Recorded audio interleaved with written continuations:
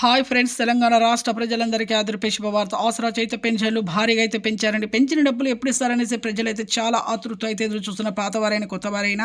అలాగే మరి పాతవారి కొత్తవారికి కొంతమందికి రద్దు అవుతున్నాయి. మరి 4 లక్షల వరకు అయితే ఇప్పుడైతే మందికి అయితే రద్దు అవుతున్నాయి. మరి ఎందుకు రద్దు అవుతున్నాయి తెలుసుకున్న ముందు లైక్ చేయండి, షేర్ చేయండి. అలాగే 2 నెలల డబ్బులు వస్తాయి, 1 నెల డబ్బులు వస్తాయి, ఎప్పుడు ఇస్తారు? అలాగే 2500 మహాలక్ష్మి స్కీమ్ ద్వారా వచ్చే డబ్బులు ఎప్పుడు ఇస్తారు తెలుసుకున్న ముందు లైక్ చేయండి. వీడియో బూస్ట్ అవుతుంది. ఇక పక్కన bell icon all symbol button గంట సింబల్ నొక్కుతాను. నేను వేసే లేటెస్ట్ అప్డేట్స్ వీడియోస్ మీ ముందుకు అయితే వస్తాయి.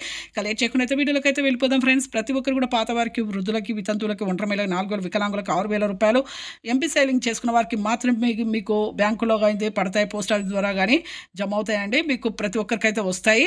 ఎంపీ సేవింగ్ కంటే ఏం లేదు, phone number, Aadhaar card link చేసుకోవాలి. ప్రభుత్వ ఉద్యోగం చేసే తల్లిదండ్రులకు రద్దు అవుతున్నాయి. అలాగే వికలాంగుల సర్టిఫికేట్ సరిగా లేకపోయినా రద్దు అవుతుంది. 3 ఎకరాల పంట పొలం ఉన్నా కూడా రద్దు అవుతున్నాయండి.